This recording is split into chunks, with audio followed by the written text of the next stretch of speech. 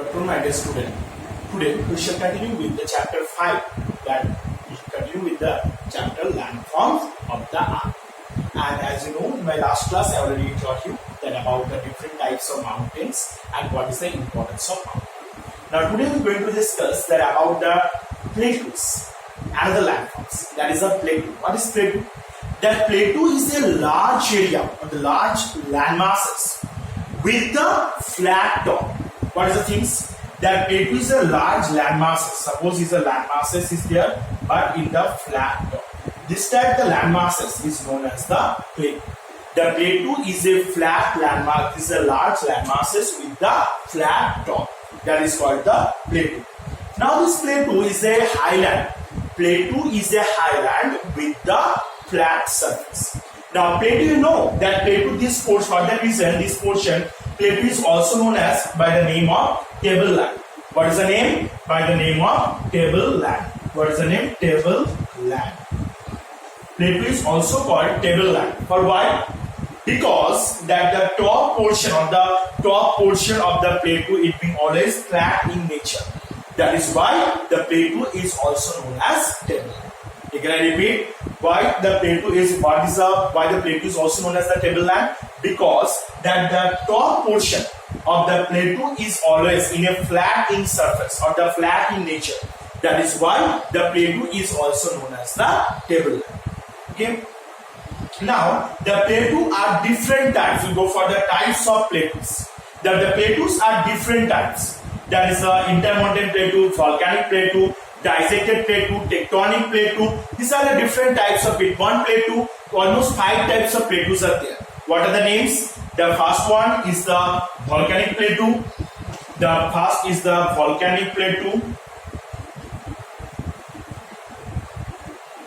Second one is the Piedmont plateau. Third one is the intermountain plateau.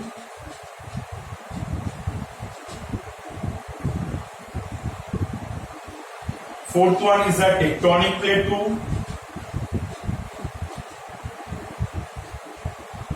Fifth one is the dissected plateau. So these are the total 5 types of plateaus are there. So in your syllabus that all the types are not given, that only the volcanic and intermountain plateau, but you have to know about the 5 types of plateaus are there. Okay, so what is the first one? The volcanic plateau. That which plateaus or those plateaus are formed due to the volcanic eruption. When the magmas have been come out, magmas or the lavas when it come out, that time is sprayed over the large land masses, and when it cools down, they form which area? That is called the volcanic plateau. The example of the volcanic plateau is the Deccan plateau. Now second one is the Piedmont plateau. What is the Piedmont plateau? Which plateau area are formed due to the foothills of a mountain. What is the foothills? That which plateaus are formed at the foothills of a mountain. Foothills means here is the mountain is here. So this portion, that which plateau are formed, this plateau are known as the Piedmont plateau. Now, so what is the Piedmont plateau? That those plateaus are formed at the foothills of mountain. These plateaus are known as the Piedmont plateau. Third is the intermountain plateau. What is the intermountain plateau? Which plateau are surrounded all the sides by the mountains. Which plateaus are formed or surrounded all the sides by the mountain.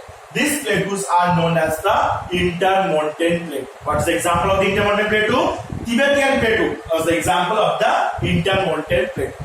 Again I repeat, which plateau are surrounded all the sides by the mountain. This plateau is known as the intermountain plateau. And the example of the intermountain plateau was the Tibet plateau or the Tibetan plateau. And one more striking features you know about the Tibet plateau. Tibet plateau is also called roof of the world. What is known? Roof of the world. Which plateau is called? That is the Tibet plateau. Why it's known? That's the roof of the world. Because the Tibet plateau is located almost 5,000 meters above from the sea level. 5,000 meters above from the sea level. For that reason, Tibet plateau is also known as the roof of the world. if the question will come, why the Tibetan plateau is also known as the roof of the land throughout the world? What do you write? Because the Tibetan plateaus are located almost 5,000 meters above from the sea level. That is why the Tibetan plateau is also known as the roof of the world. Now the next is the tectonic plateau. What is the tectonic plateau? That those plateaus are formed due to the movement of tectonic plates.